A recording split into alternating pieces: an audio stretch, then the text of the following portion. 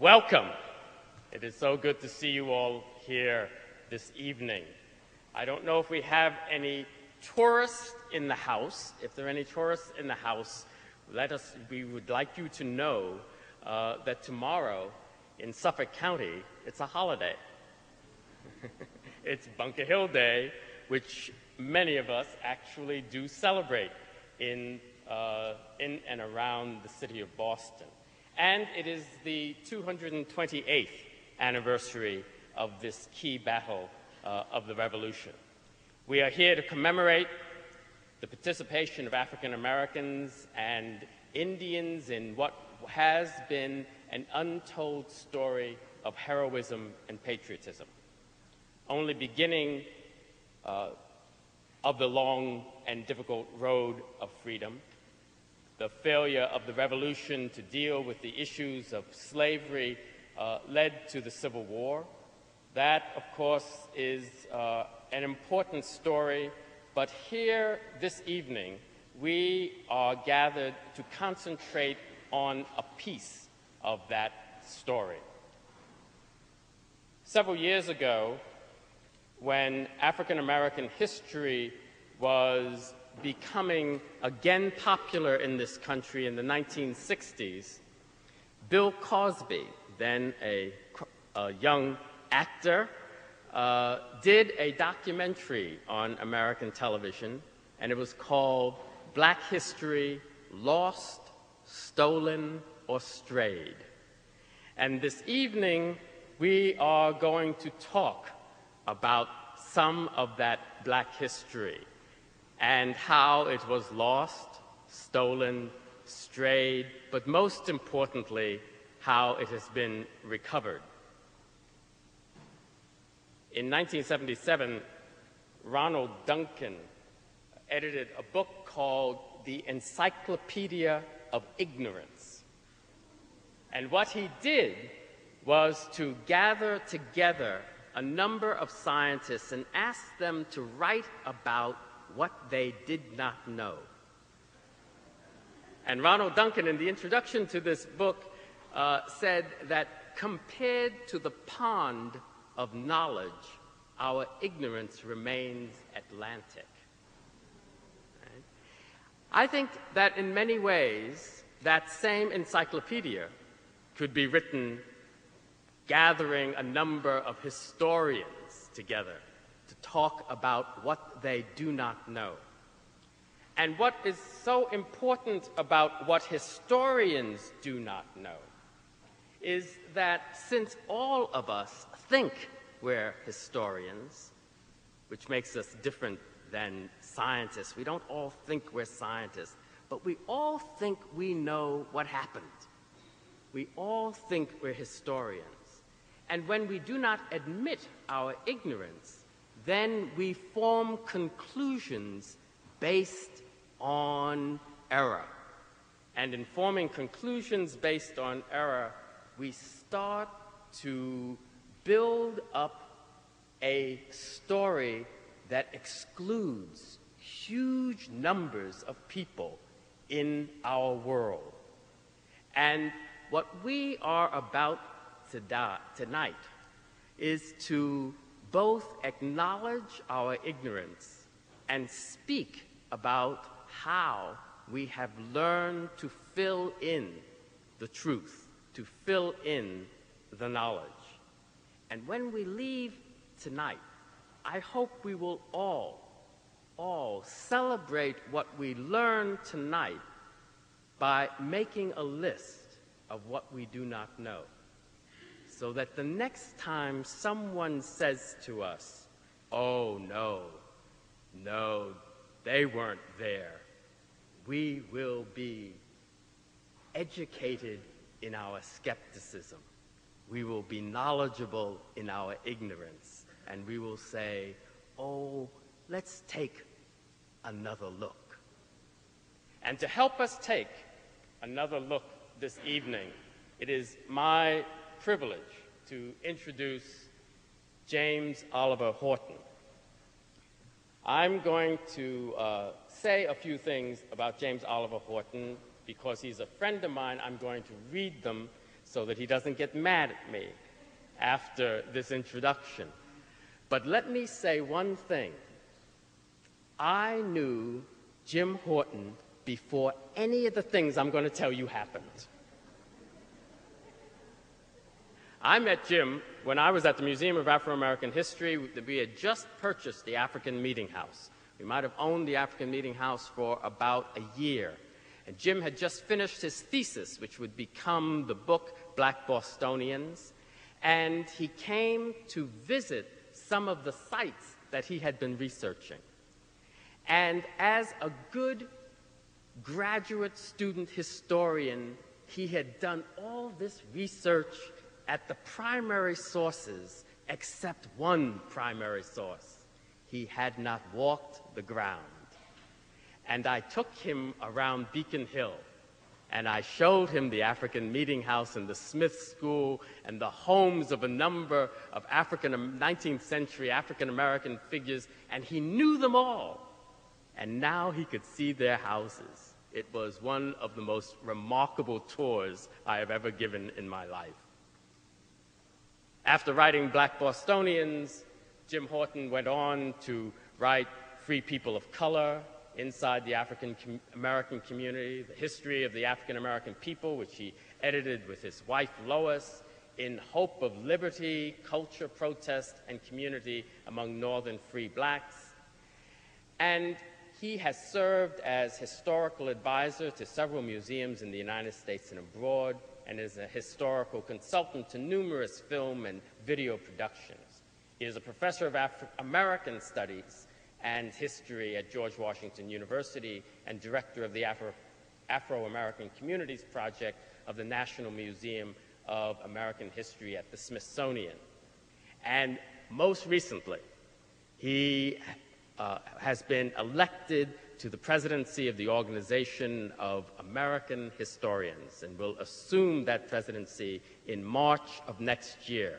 They give you a big gap. I'm glad they don't do that to me between the time they elect you and the time you start to serve. And then most recently, he has been awarded the Fulbright John Adams Distinguished Chair and will be going off to Holland to lecture and sit in that chair at the University of Leiden. James Oliver Horton.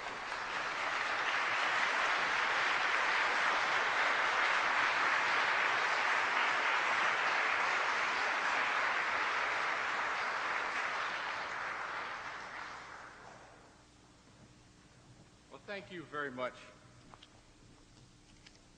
There is a lesson to be learned about having your friends introduce you.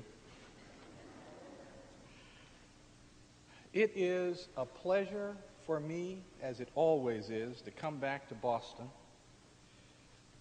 and especially to walk Beacon Hill. I was saying to someone earlier, I know everybody here, or at least I know them 150 years ago. I know very few people do I know here now, but 150 years ago, they were all my friends. Boston is a special place. It is a special place to me. I suspect it is a special place for many people here. It is a special place in American history because it is in this place that so much American history happened. I don't mean to say that all American history happened here. I talked to a person who lived in the Midwest who told me, boy, it'd be nice to live in the East where they have all that history, as if there were no history in the Midwest. Well, American history happened other places too. But it is certainly true that American history happened in some of its earliest incarnations and some of the most important of it here in and around the city of Boston. And today we are gathered to talk about some of the earliest American national history that happened here. And to reevaluate, to reassess, to reinterpret some of that early American history so that we get it right. So that we get a sense of just how diverse our American history is and how diverse our American historical heritage is. It was 228 years ago tonight, actually about this time of evening, June the 16th, 1775. About 1,000 farmers and artisans, black and white and slave and free, these people were practicing to be soldiers, fairly inexperienced but dedicated. And they gathered on the Common in Cambridge. About 1,000 of them, 800 from Massachusetts, 200 from Connecticut. They gathered there to pass in review. Now, colonial spies had alerted the Massachusetts Committee on Public Safety that the British were planning an attack and it was coming soon. But these soldiers knew nothing of that. They were only told that they were supposed to turn out and form on the Cambridge Common and to be prepared for battle. And they were prepared for battle to the extent that they could be. These were not soldiers. They were not supplied by a wealthy state governmental entity. They carried their muskets with ammunition pouches that slung across their vests. They wore jackets or long coats. They wore low-heel shoes with buckles. Not very practical for the work that they were called upon to do. And in fact, the only people who had the more practical boots were those who were the more affluent in the group, and therefore not very many had practical boots. After they passed in review, they prayed. And then, by this time, about 9 o'clock in the evening, they set off, marching very quietly. Attract no attention. Make no sound. And they did that. And they walked towards Charlestown. And then they walked beyond Charlestown to the high ground above Charlestown. Their orders were to fortify Bunker Hill. Bunker Hill was the highest point, about 110 feet above Charlestown. That was a great advantage point from which to engage the coming British attack. But on the spot, the officers changed the plan. They wanted to be closer to Boston. And so instead of fortifying Bunker Hill, they fortified the lower, the shorter, the smaller, Breed's Hill. Breed's Hill was 62 feet high at its highest point. That, incidentally, was a full 35 feet below the summit of Bunker Hill. Building the fortifications they needed took all night, and by the next morning they were absolutely exhausted, but they had done their work. And it was a good thing, because this was the morning of June the 17th. The British now could look up and see the fortifications on Breed's Hill, and immediately they opened fire. The British ship, the Lively, name of the ship, the Lively, was stationed in the Charles River, opened up with cannon. Soon a number of British ships were firing at these fortifications, but luckily for the men in these fortifications, their guns did not quite reach. There were a couple lucky shots. They did hit the water supply, and they did kill one of the militiamen who was working on the fortifications in front of the area where most of the men were hiding. But basically, it was not until the British put troops ashore that the real fighting began. And that was in the early afternoon of June the 17th. Understand this. 2,200 of the world's best, most well-equipped troops. This is the British Army. This is arguably the strongest, most experienced, best-trained army in the world. 2,200 men, led by at least 4 officers with such experience. These men had seen combat on 2 different continents. They were experienced leaders, leading experienced troops. Now, realizing that they had many disadvantages, one of which was the fact that the Americans had very little ammunition. Their plan was to let the British get as close as possible. Make every shot count, they said. Their officers, and this is the line we all know, told them, don't fire until you see the whites of their eyes. The men took that admonition seriously. 3 times the British charged, and each time an eyewitness description says that they were met with walls of fire. British commanders were observing the battle from Cobb's Hill, across the way.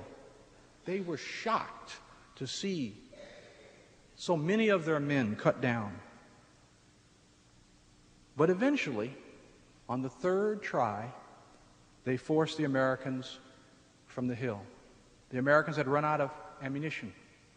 They fought for a while with gun butts and rocks, but eventually they were forced to withdraw. And this was one of the costly battles of the early part of the war. The British, as I say, had started with 2,200 men.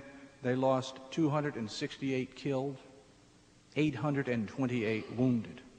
The American forces, which ranged someplace between 1,000 and 1,500, lost 115 dead and 305 wounded. This was indeed a significant battle. The British were surprised at how well untrained, unseasoned American troops could fight. And they came to realize that this would not be a short war, and this would indeed be a costly war. Americans lost the battle of Bunker Hill, or more precisely, Breed's Hill. But it was an important psychological victory that they scored. Now, the story I have just told you of Bunker Hill, that's a story we know. That's the story most historians understand. But there are stories behind and beyond that story. Because we have not until very recently recognized the extent to which patriots of color, African Americans, Native Americans, were instrumental in that battle and other battles of the Revolutionary War. Said differently, how important these people of color were to making it possible for America to be a nation, for making it possible for us to be here, to be celebrating that nation. We have been greatly aided by the work of George Quintal, who has broadened and revised what we thought we understood about the Battle of Bunker Hill, and by extension, about the American Revolution and about the founding of this nation. This is revisionist history. Revisionist history in its truest and most valuable form. And I want to say a bit about revisionist history because I know you've heard this term. And often when people use the term revisionist history, they use it as if it's some kind of dirty word. It's not the history that I learned in school, so obviously it must be revisionist history. And obviously it must be wrong, with a political purpose. First, let me make this point. That's what we historians do. That's our purpose. We revise history. If we didn't do that, you wouldn't need us. We could be replaced by a good tape recorder. We revise history as we find out new facts, as we find out new information from new voices, as we interpret what we know in different ways based upon the fact that we now understand it from different points of view. Revisionist history. Why are we so upset with revisionist history? Would we be upset with revisionist medicine? No, I want to be operated on the way they did in the good old days. I don't think so.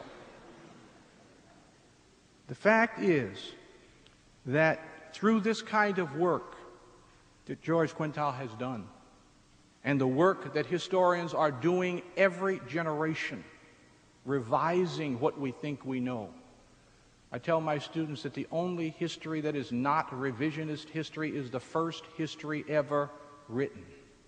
Every history after that has been revisionist because we have found things that force us to revise what we think we know. Don't confuse me with evidence. Let me believe what I want to believe. No, that's not the way history works. And it's not the way a democracy works either. And the fact of life is, if democracies don't thrive on revisionist histories, democracies are in danger. One of the things that George Quintal has done he's been working on this actually, as I understand it, for about 30 years. 3 years with the National Park Service that allowed him to prepare a report that is a valuable tool, but even many years before that. He went through some of the primary sources that historians have only begun to use. You know, when I first started doing what was that time called black history, people warned me. They said, well, you know, it's a very interesting thing, but there's not a lot you can do because there's not much evidence. There are no documents you can turn to. And it's true. I mean, I didn't have very many presidential libraries I could go to. But the fact of life was and is that there is lots of information. And when you say there's no information, what you're telling us is what you don't know. And what he did in his study was to mine some of this information. Information from the Revolutionary War military records. Information from the pension records of the Revolutionary War. Do you realize that in order for a person to receive a pension, a Revolutionary War veteran to receive a pension, the Revolutionary War veteran has to tell his story. If he's dead, his widow tells their story. And those stories often tell you not only about battle, but it also tells you about personal life. It also tells you about how people related to other people. If a widow is telling the story for the purpose of securing a pension, often she has to have witnesses testify saying that she, in fact, was married to the veteran in question. And those testimonies sometimes are the closest thing you will ever come to having common people reveal diaries. They tell you about their relationships to one another. And I've read some of these things, especially I've done a lot of work in the Civil War pension records where people talk about married couples and they say, oh yeah, I know they were married because we used to get together and play cards on Friday night. And they would tell you about their children, their relationship to one another and so on.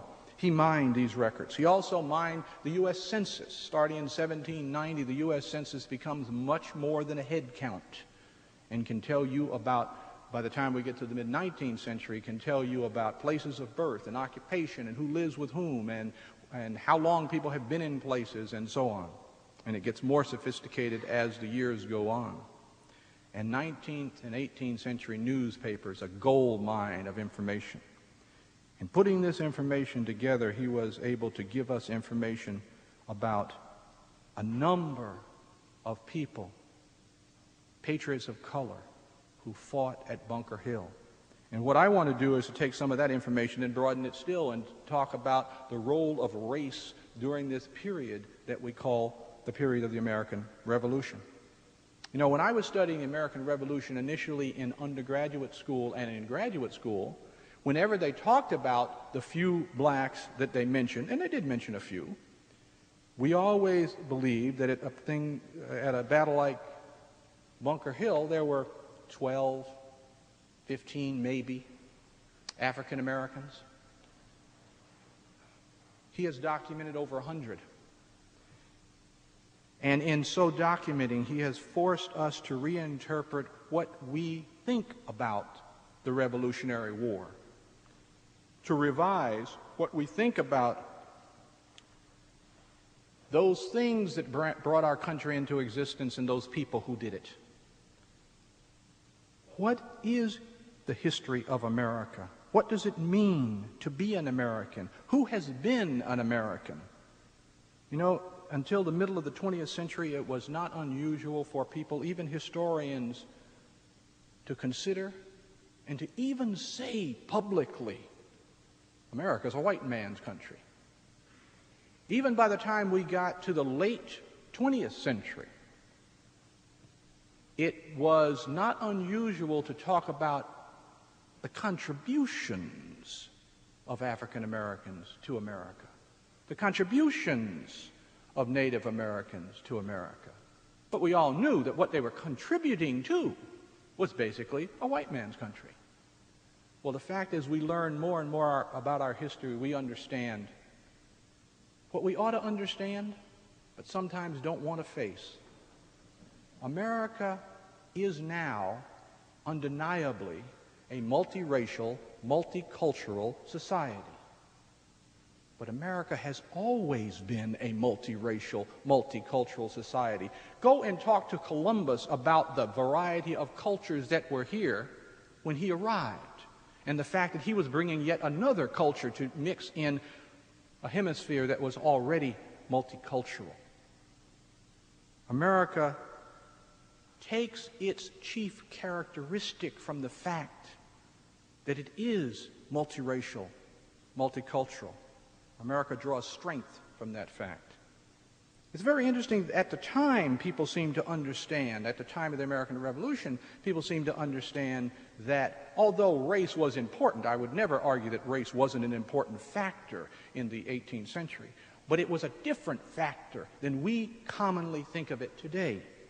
People understood the important role that black soldiers played in the Revolutionary War. The story of John Greenwood, a 16-year-old white soldier who was about to go into battle at Bunker Hill and who was so afraid that he said his hair stood on end, and then he encountered a black soldier who had been wounded in the neck and was leaving the front lines, but leaving only long enough to get a plaster for his neck wound, and then he intended to return to the front lines. At that point, Greenwood says his words, "At that point I began to feel brave and like a soldier from that moment on." That encounter with that black soldier willing to return even wounded to continue the fight was enough to inspire this young white soldier. And African Americans had stood even before the Battle of Bunker Hill in the American Revolution, at Lexington, at the Battle Road back from Concord. And 5,000 African Americans would participate in that Revolutionary War before it ended. And interestingly enough, almost all of those 5,000 men would serve in integrated units. You realize that during the American Revolution there were only 3 black units. There was a unit out of Rhode Island. There was a unit out of Massachusetts, the Bucks of America. And there was a unit sent by France from Haiti. Haitians, black Haitians, to fight in the American Revolution. Honoré Christophe, the first ruler of Haiti, fought in the American Revolution. And so African Americans, in the main, as they served in the Revolutionary War, served with white Americans in integrated units. And incidentally, the last time American troops fought in integrated units until the Korean War of the 1950s. In some ways, it was a different time. And Native Americans served with the American Revolution. Samuel Ashbow, who died at Bunker Hill, a Mohegan, the first Native American to die in the American Revolution. 2 of his 3 brothers also died in the American Revolution. Native Americans were in a very ticklish position because although they wanted to play the hostilities between the British and the Americans off against one another for their own advantage, and as you might well imagine, they should, they still, especially in New England, tended to side with the American cause. Rebecca Tanner, also a Mohegan, gave 5 of her sons to the American Revolution, killed in the American Revolution. The American Revolution and the role that African Americans have played in that revolution is, I think, important because it makes this point. It makes this point, for example, to the American Colonization Society, who several generations after the American Revolution will try to remove free blacks from this nation. It makes this point. Didn't we serve to bring this nation into existence? and to the Roger B. Taney Court and the Dred Scott decision of 1857, that Supreme Court which said, African American people have never been, are not now, and cannot be citizens of the United States, and as such have no rights which whites are bound to respect. It said to that decision, and haven't we served in capacities that brought this nation into existence? And at the time of the Civil War, when those who resisted enlisting African Americans into the United States Army asked the question, will the Negro fight? It makes this statement. Do you know your history? Haven't African Americans given their lives in the Revolution and in the War of 1812 and in every war to bring this nation into existence and to defend its freedom? And so the fact that African Americans like Peter Salem, a slave from Framingham, Massachusetts, who in the course of the Battle of Bunker Hill killed Major John Pitcairn, a British leader, and was presented to George Washington for the deed.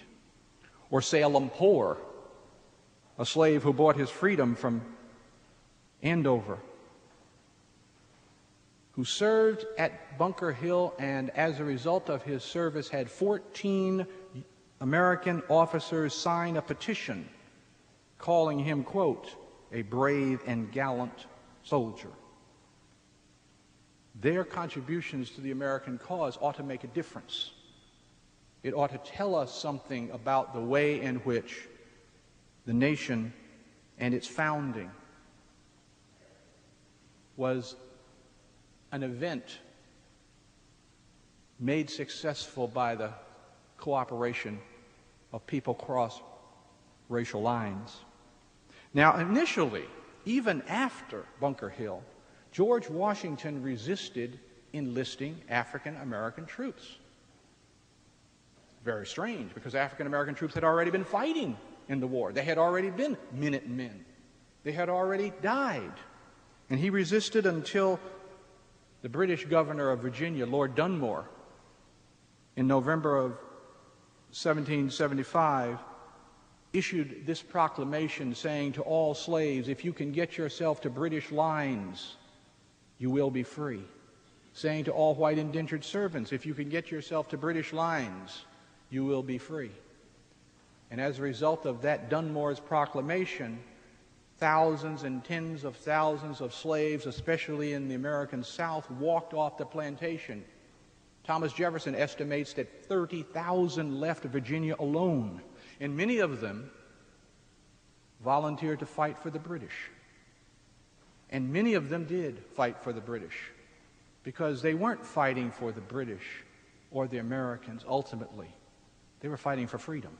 And they would fight for that freedom wherever they could find it. And so the Ethiopian regiments of Lord Dunmore became an important fighting force for the British.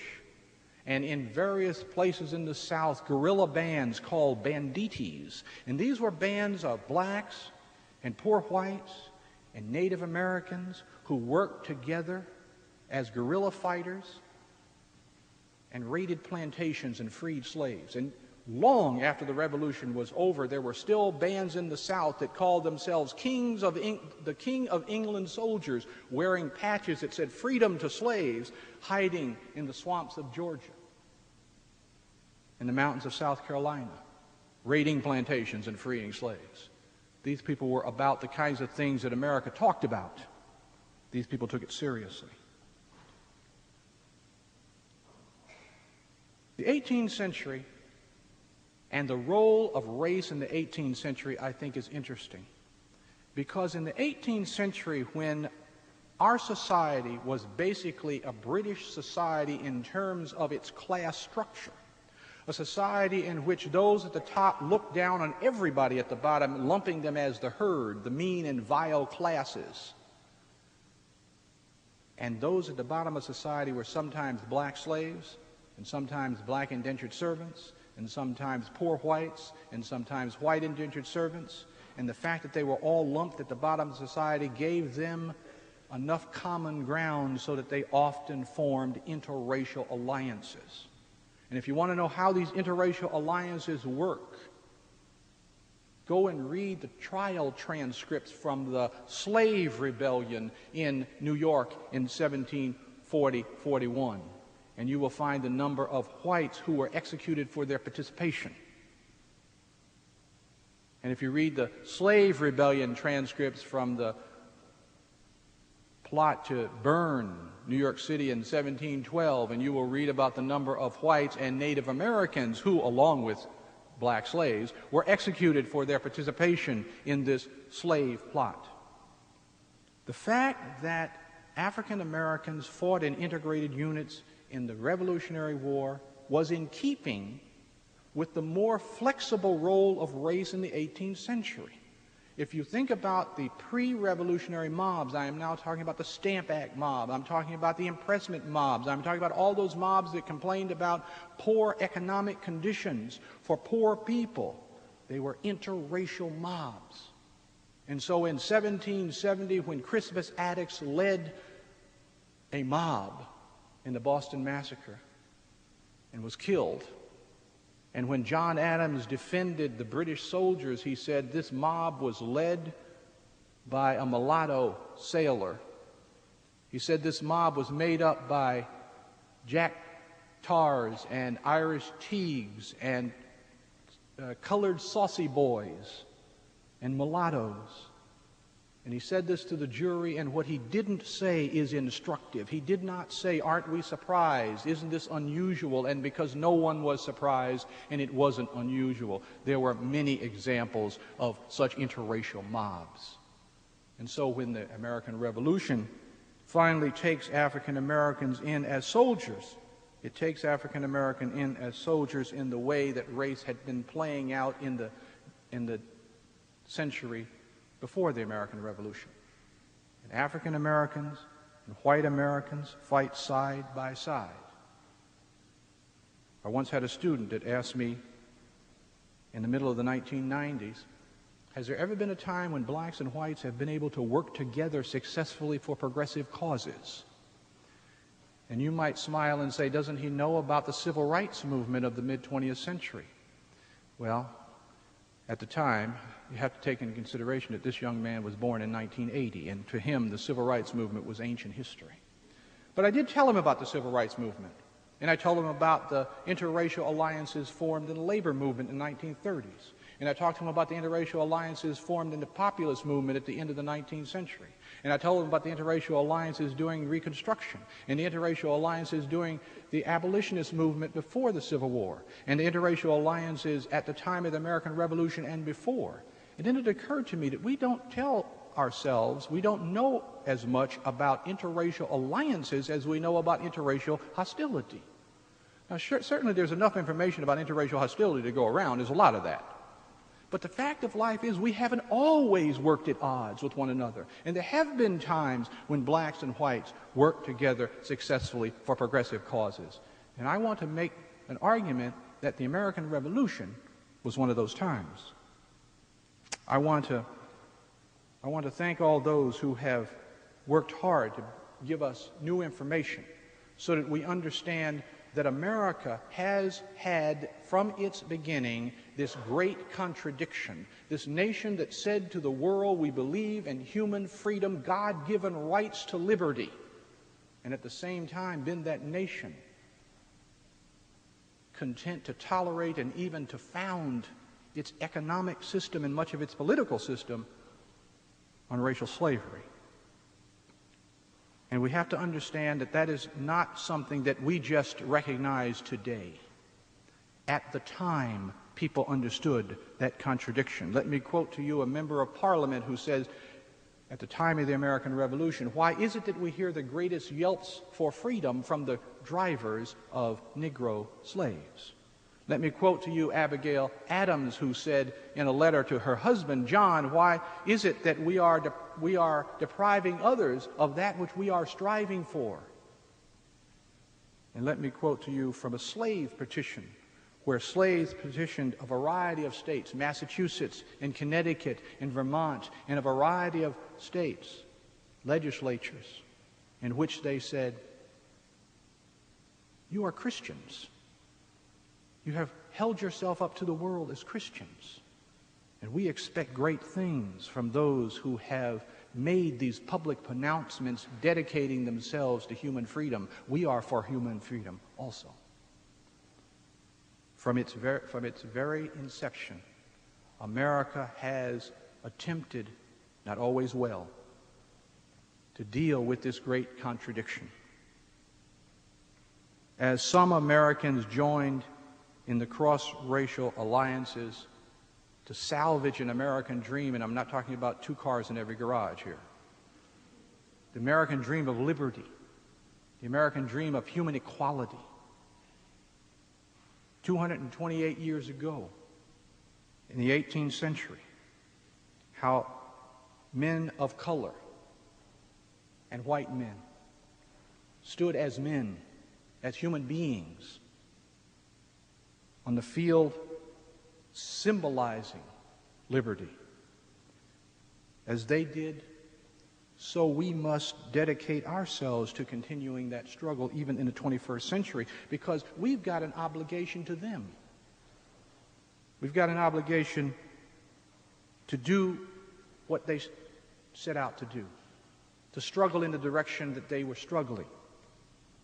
And we have a responsibility as citizens in a nation that wants to call itself free. Someone once said, and it's true, freedom is never free. Absolutely it is not. Absolutely it has not been. One of the things we have to recognize is the variety of people who have been willing to pay the cost to make the freedom that we have, such as it is, available to us at all. These are patriots of color and patriots of no color. These are Americans who took America's sacred words seriously. If we truly hold these truths to be self-evident, that all men are created equal and endowed by their Creator with certain unalienable rights, then we do not have the luxury of allowing ourselves to sit back and watch those rights taken away, because we are willing to say nothing while other Americans find their rights infringed upon in ways that these people at Bunker Hill were willing to give their lives to preserve and to stop the British from doing the very things that would have destroyed the concept and the dream of American liberty and American freedom. I thank you very much for allowing me to speak to you about the contributions of the Patriots of Color, because those contributions are contributions that allow us all to be here, contributions that, even if we don't know the details of, we should be thankful for every day of our lives. Thank you.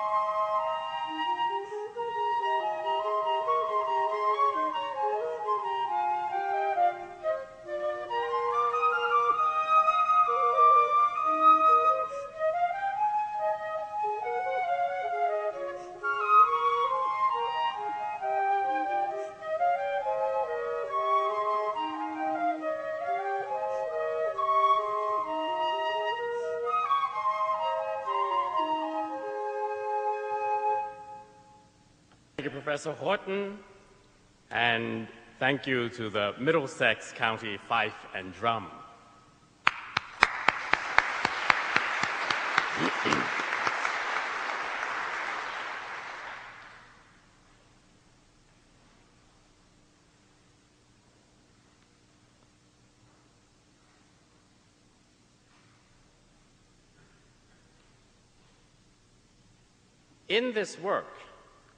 In this work of recovery, in this work of finding out and the truth and filling the gaps of our ignorance, we have a group of important historians. They are the people who work to reenact that history, reenact the specific and the general, and show in the best use of that term to all of us popular history. And it is my pleasure at this time to introduce to you a group of reenactors. And they will include Marco Kaltofen, who is the captain of the Natick Indian Plantation and Needham West Militia Companies, and he and his fellow company members reenact the lives of men and women of the Revolutionary War period. He will be joined by Strong Bear, who is a Natick praying Indian, a descendant of a Revolutionary War soldier and a reenactor and flag bearer for the Natick Indian Plantation and Needham West Militia Companies. And they will be joined with their other members of their company, and they will be followed by David Cunningham from Swansea, Massachusetts, who has been a reenactor with the 1st and 2nd Rhode Island regiments. Mr. Cunningham portrays an everyman at the historical fight, a free African American who happens to be in the right place at the right time at the Battle of Bunker Hill. And then we will meet Charles Price as a reenactor from Lexington, Massachusetts, who brings the story of the soldier and slave Prince Estabrook to life. He is who is prominently featured in Alice Hinkle's book, Prince Estabrook, Slave and Soldier. So now let us move on to that wonderful popular history of reenactment.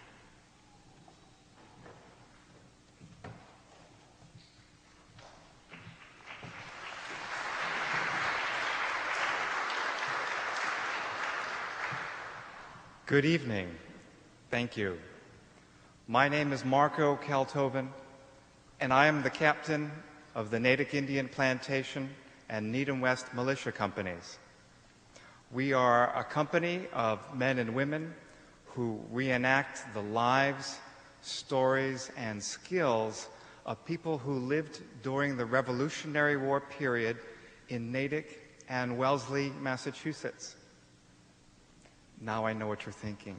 Who's the white-haired guy, and why is his group's name so darn long?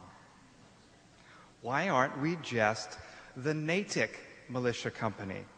Natick is, after all, an Indian word. It means our home. But Natick does not by itself describe the community of Christian Indians, Africans, and English who lived and fought together.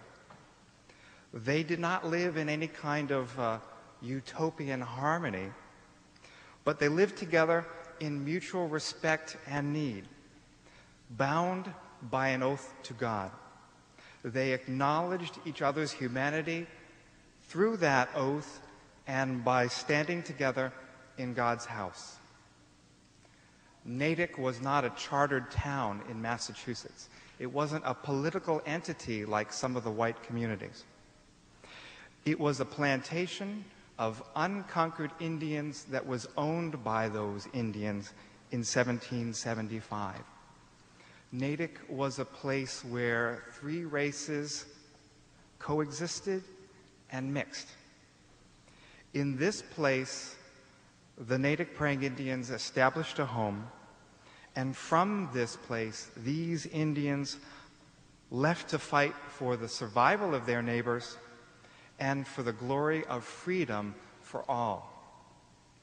Natick was also the place where the praying Indians died, declined, and nearly disappeared. Now, the West Parish of Needham, the other half of our group's name, was the abutting English community. It was closely intertwined with Natick economically.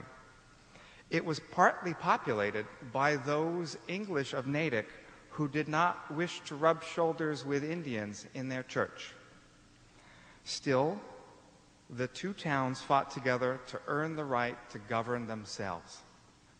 But as the years passed, Natick was culturally becoming the same place as Needham West. And even today, the physical legacy of the Natick Indian plantation, the sacred lands and the surviving homes, still struggle to stay beyond the crush of the developer's bulldozer. The Natick praying Indians themselves remain, and they are here today to carry out their destiny. Now, I was asked to speak tonight and talk about why someone would be a reenactor, why someone would put on these clothes and walk and talk and tell people about the experiences of people who lived in 1775. As part of my answer to that question, I'd like to explain that my own foremothers and forefathers include freed African slaves, propertied colonialists, what some here might call the oppressors, and the Abenaki woman who married the Hessian deserter who gave me my surname. Now, Friedrich Keltoven deserted from the Winter Hill prison camp 225 years ago, actually 225 years ago on April 8th of this year. Winter Hill, as some of you may know, was the fort to which the American soldiers retreated after the Battle of Bunker Hill and eventually became a prison camp for captured British and Hessian soldiers. Friedrich, and I like to call him by his first name because he seems close to me, he was captured by General John Nixon's Massachusetts Brigade at the Second Battle of Saratoga at Freeman's Farm. And this is coincidentally the brigade in which the Natick praying Indians are known to have served. Now, Friedrich was always the centerpiece of our family's oral history. We were always told to watch ourselves because, remember, we come from a deserter after all. How good can we be? But I only learned the specifics of his capture after I had joined the Natick Reenactor Company. And so because of that, even more than when I first put on this jacket, I feel compelled to tell the story of these Indian, African, and other all American patriots. And today, as a company, we do so. And I believe that by doing so, we spare these men and women who are the other unsung heroes of the Revolutionary War. We spare them the second death of historical oblivion. Thank you very much. I would like to introduce some of my companions. They are Strong Bear, Strong Bull, and Gentle Bull.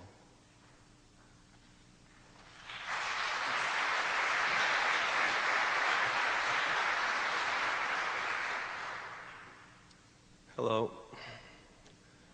I am proud to be called a child of the Creator. I am proud to be a Natick praying Indian. Most of all, I am proud to represent today my ancestors. Soldiers are warriors, and warriors are soldiers. This is our tribal veteran song, honoring all of our fallen warriors We also honor our Uncle Anthony Silva Sr., who will be laid to rest tomorrow at the Bourne Veteran Cemetery. Thank you.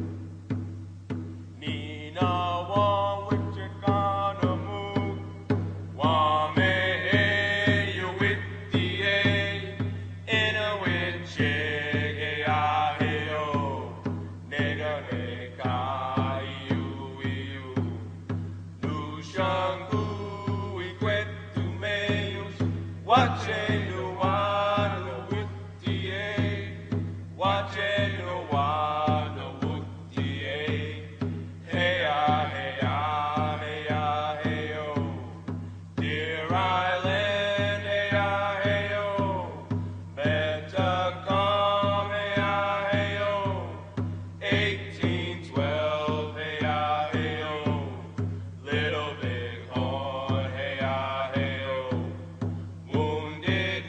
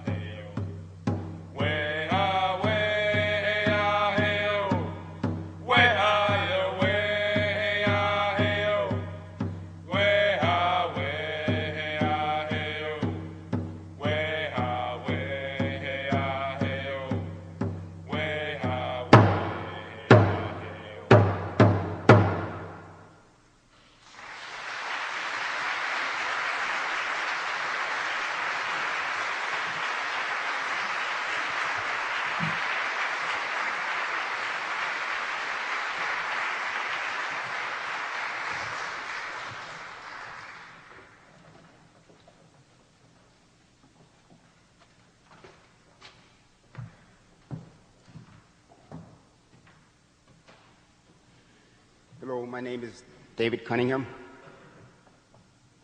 I'm a reenactor, and I do the civilian impression, also the 2nd Rhode Island impression, and the 1st Rhode Island impression, the Black Regiment, Colonel Green's regiment. I got into reenacting because I had an interest in anthropology, cultural anthropology, and history. When I was first in the regiment, I didn't know there was a black presence in the Revolutionary War. So I was given material to read about the Revolutionary War and about the Rhode Island Regiment, and that's when I discovered there was a black regiment from Rhode Island. Also, in further study, I discovered that there was a black presence at Bunker Hill. People of color were at Bunker Hill. Some people were mentioned earlier, but Barzillai Lou was another person. He was a Cooper turned Pfeiffer. Cuff Whittemore was another one. Others have been mentioned before. These men exhibited courage and sacrifice for their country. The blacks were among the country's first patriots. So my curiosity piqued, and there was awareness that there is a story to be told. People of color had an active role in the development of this country. And as a reenactor, I can be an information vehicle to the public to make them aware. Thank you.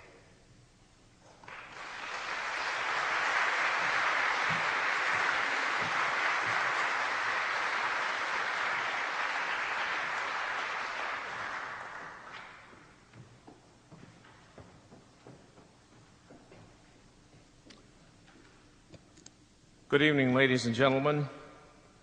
My name is Charles Price. I am a member of the Lexington Minutemen. I portray one of the original Lexington Minutemen, Prince Estabrook. How many of you know who Prince Estabrook is? Can I get a show of hands? Well, it's quite a few. For those of you who don't know who he was, I will tell you about him and how I learned about him. I became a member of the Lexington Minutemen 28 years ago in 1975. Each new member of the company has the duty to research the history of the original Minuteman that he represents and to become him in reenactments. I was assigned the role of Prince Estabrook. Prince Estabrook? Who was he? I had never heard of him. I never learned or read anything about him in my history books, nor had even heard his name mentioned once. Some special research revealed that Prince Estabrook was a black man, a slave, living in Lexington, belonging to the Estabrook family, and much to my surprise, was a member of the Lexington Minutemen back in 1775. Now, the Lexington Minutemen were very much involved in the events that took place at the beginning of the American Revolution. Paul Revere and William Dawes had ridden into Lexington late on the night of April 18th to warn John Hancock and Samuel Adams and the Lexington Minutemen that the British regulars were on the march through Lexington and on to Concord on a search and destroy mission for colonized store of weapons. At dawn, a Lexington scout riding furiously had brought news that the British regulars were very close, and the Lexington Minutemen rushed to muster on the green. Of the 77 Lexington Minutemen who assembled on Lexington Green, ready to face the King's troops and maybe death, one man, only one man, was a black man, a slave, Prince Estabrook. Minutes later, the Lexington Minutemen are facing the muskets and fixed bayonets of 700 British regulars. Outnumbered 9-1, this was definitely not a healthy place for the Minutemen to be. Brief moments later, a firefight starts. The opening battle of the Revolutionary War has begun. During the bloody exchange, the Minutemen are driven from the green, and Prince Estabrook goes down as a British musket ball slams into his shoulder. Thus, Prince Estabrook becomes an historic figure. First, by being one of that woefully outnumbered band of heroes that fired the first shots in defiance of the British crown at the beginning of the American Revolution, and second, by being the first black casualty of the war. Wounded 2 months later, Prince Estabrook would serve with the Lexington Minutemen, guarding the newly formed Continental Army headquarters during the battle at Bunker Hill. Then, in 1776, came duty at Fort Ticonderoga. After that, in 1777 and 78, Prince was on duty guarding British and Hessian soldiers captured during the battle at Saratoga. Late in 1780, Prince Estabrook enlists in the Continental Army and served with the Massachusetts 3rd Regiment throughout the Revolutionary War. Prince Estabrook survived the war, was discharged in November of 1783, and returned home to Lexington. In 1987, I was interviewed by Alice Hinkle, a Boston Globe reporter, about being a Lexington Minuteman. She was surprised, as I was initially, to learn about Prince Estabrook. Subsequently, she wrote a book about him. And that book, Prince Estabrook, Slave and Soldier, won the 2002 Carter Woodson Award for Excellence. The book eloquently describes the life and wartime experiences of Prince Estabrook. The book also presents other black heroes of the Revolutionary War. I feel proud to be a Lexington Minuteman, and I'm proud and honored to represent Prince Estabrook. Those Minutemen fought valiantly to give this great country birth. America is surely a great country, not yet perfect, but as we evolve, it is my dream that the imperfections we see will be filtered out. And what gives me hope is the fact that over the past 2 centuries, we have made progress. Too often, though, progress has been painfully slow. I believe that we Americans can and will progress to even greater heights than we have known. I believe the best is yet to come. But friends, compatriots, listen well to those fallen warriors who have fought for this country and paid the supreme sacrifice. Freedom is not free. History has shown us many times that the strong stay free. Not necessarily the good guy, not necessarily the nice guy, but the strong guy, he stays free. I'll say it again. The strong stay free. So that is why I contribute my small part to the telling of early American history. It has to do with pride, honor, duty, country, and one common virtue, in God we trust. I take particular amount of pride in telling as many people as possible about the Revolutionary War, about Prince Estabrook, a black man fighting on that early dawn at Lexington Green, fighting for what was then only a dream, fighting for these white men who made him a slave, risking his life and limbs, hoping, I'm sure, that someday, he'd gain his freedom. Hopefully, Prince Estabrook's story will inspire others to be proud of their heritage, that future black patriots will continue to answer their country's call in time of peril, that future black patriots will be able to look back like Prince Estabrook, who lived the last 47 years of his life a free man. Look back and say, we've come a mighty long way, and we are better now than we were then. If we Americans continued to make that happen, then 100, 200, even 1,000 years from now, America will still be the land of the free and the home of the brave. Thank you.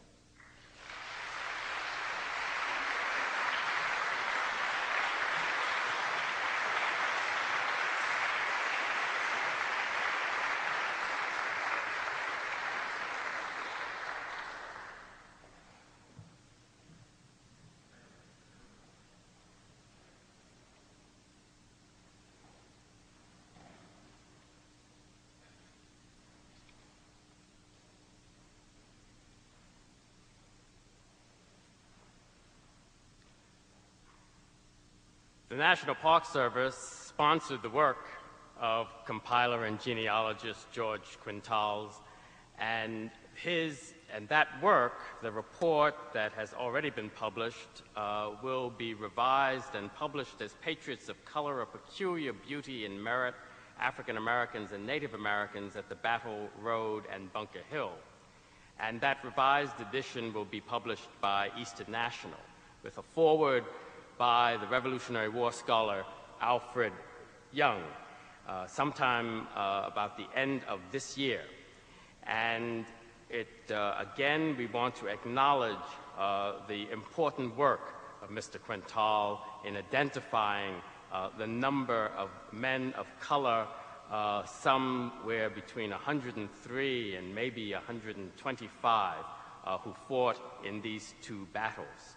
If you want your own copy of this book, fill out the form in your brochure, and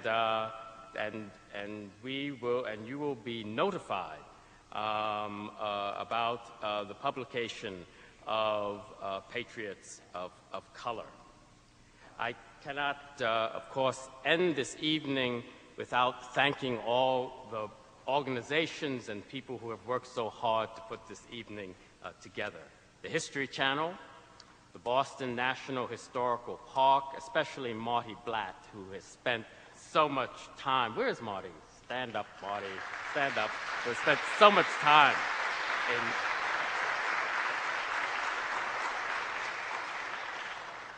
in making this research possible. The Massachusetts Historical Society, Donald Jacobone is here. Donald, stand up. Come on, stand up. Another great worker in all of this work. And of course, we want to acknowledge the Bunker Hill Monument Association and the Old South Meeting House. Cooperating with all of these institutions has been the Museum of Afro-American History, the Black Revolutionary War Patriots Foundation, the Boston African American National Historic Site, Charlestown Historical Society, the Daughters of the American Revolution, the National Office and State Auxiliary, the National Parks Conservation Association, the Longfellow Historic Site, the Paul Revere Memorial Association, and the Bostonian Society. And again, we want to thank the Middlesex County Fife and Drum for providing music before our evening and in our program this evening. With us this evening are the descendants of one of the patriots that we heard a little bit about this evening. And they are descendants here of Basilia Lou, who was born in Drake, Massachusetts in 1743, and not only was present at Bunker Hill, but fought in the French and Indian War and also during the American Revolution from 1775 to 1777. And I believe that John and Neil Brooks and other members of the Lou family are here, and if they are, we would like them to stand so we can acknowledge them. I think. Okay.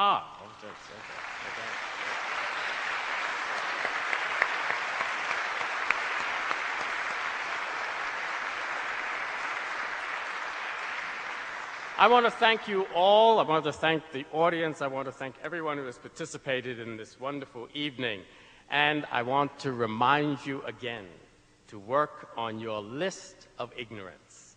Work on the questions that you still want answered. And remember all of the people who participated in this history. And don't, before you have gone through all of the primary sources, don't say that there was anyone who might not have been present during all of these important events. Thank you very much. Please join us in the back of the room. I know everyone would love to talk to you.